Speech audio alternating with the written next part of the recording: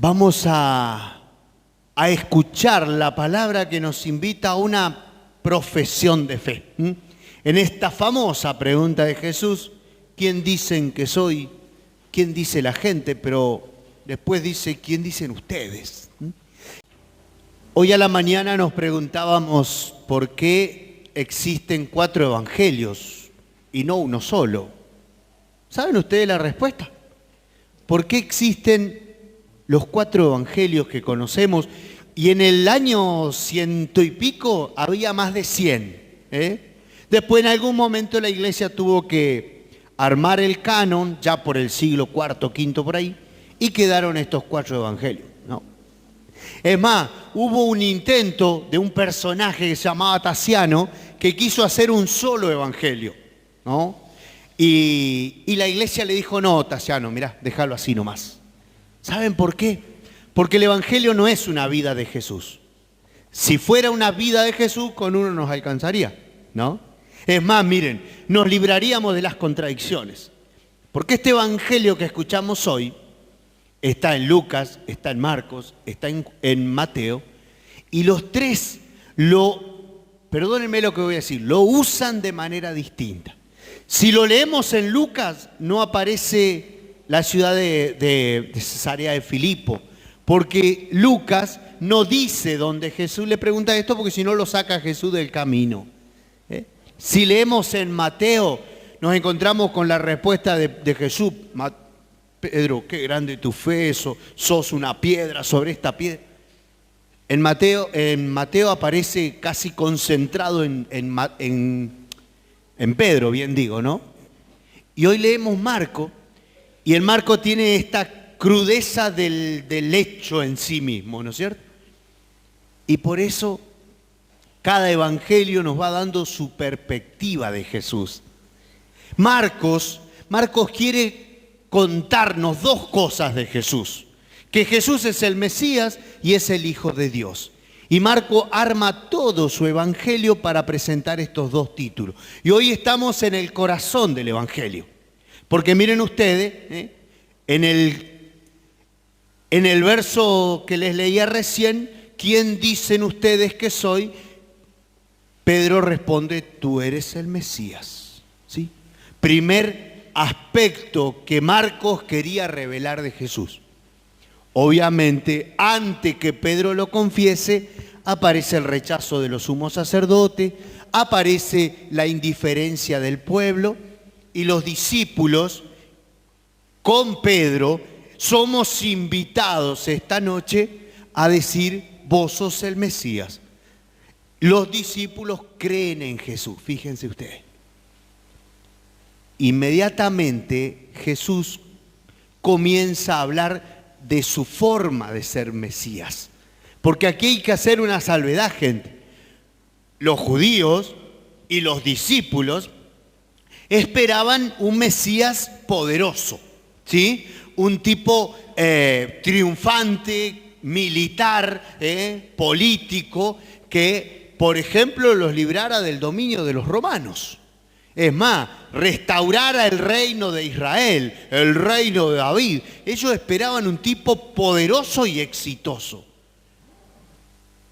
Y Jesús empieza a hablar de la cruz, de padecer, de sufrir. Por eso Pedro tiene la reacción que tiene.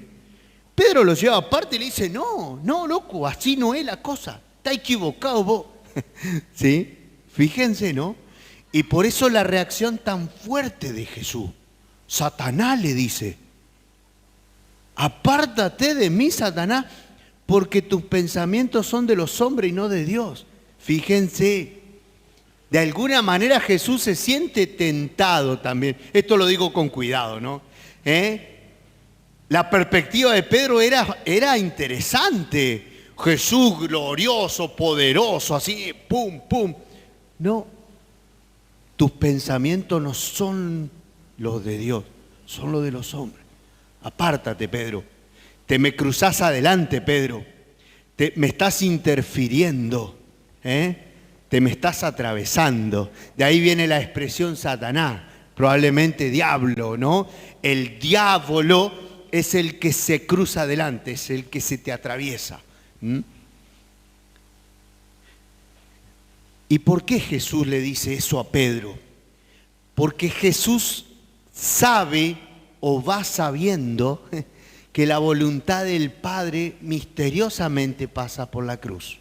Fíjense, inmediatamente comenzó a hablarles de que el Hijo del Hombre debía padecer mucho y sufrir en manos de los sumos sacerdotes. Jesús sabe que es necesario. Y esta es una palabra muy interesante. San Marcos la dice 5 veces, usa la expresión necesario.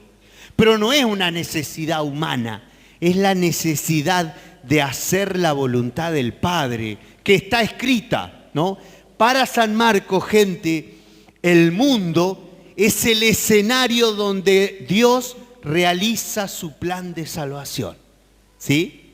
Marcos plantea que el mundo es el lugar donde Dios realiza su plan de salvación. Y entonces Jesús dice, yo quiero hacer lo que el Padre pensó. Es necesario que el Hijo del Hombre haga las cosas como el Padre las pensó. Fíjense, ¿no? Por eso agrega una expresión muy interesante el evangelista. Quizás alguno de ustedes escuchó hablar de la parresía. San Pablo usa mucho la expresión la parresía. La parresía, gente, es la libertad de hablar, la libertad de poder decir.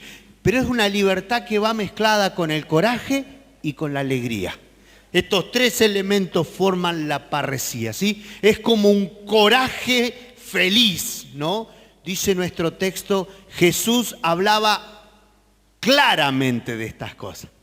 En realidad dice Jesús decía estas palabras con parresía, con alegría, con coraje.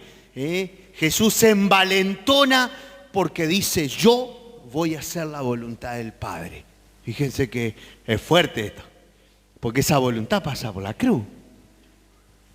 No es fija, ¿no es cierto?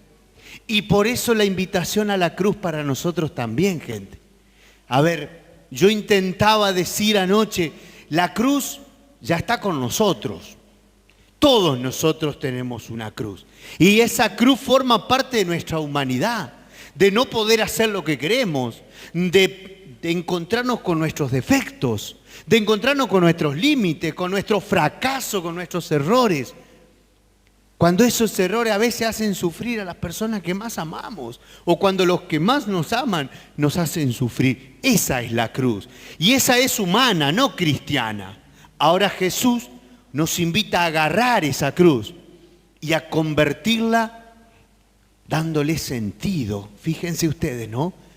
Tome su cruz cada día y sígame. El que quiera salvar su vida, tome su cruz y vaya conmigo. Y aquí está la gran cuestión, ¿no? Salvar, perder, ¿qué significa eso? ¿Cómo puedo perder la vida? Y cuando me quedo en ese dolor y no lo transformo, ¿cómo puedo salvar mi vida? Encontrándole el sentido del plan que Dios tiene para salvarnos, que también pasa por nuestra cruz. Fíjense ustedes, ¿no? Entonces, gente, Jesús tiene mucha confianza en el plan de Dios. Sabe que el plan del Padre es perfecto. Algo de eso expresaba el profeta Isaías. ¿Vieron en la primera lectura? El capítulo 50 del profeta Isaías es el tercer canto del servidor, ¿no? Y no es tan fuerte como el del 52, pero ya expresa el sufrimiento del servidor, ¿sí? Yo ponía a mi espalda a los que me golpeaban, me dejaba arrancar la barba, ¿no? ¿Por qué se deja golpear el servidor? Porque sé en quién he puesto mi confianza y sé que no seré defraudado. Miren qué hermosa expresión de Isaías. Yo sé que Dios no me va a defraudar. Aunque tenga que sufrir, no seré defraudado. Miren qué hermosa expresión del profeta Isaías ahí en el capítulo 50. Entonces, hermanos, confesamos a Jesús, vos sos el Mesías, Señor, y hoy nos invitás a seguirte, a agarrar nuestra vida cargar nuestra vida todos los días e ir tras tus pasos para realizar juntos el plan de salvación que Dios está realizando de manera magistral en la historia, aunque a veces también pase por el dolor y la cruz.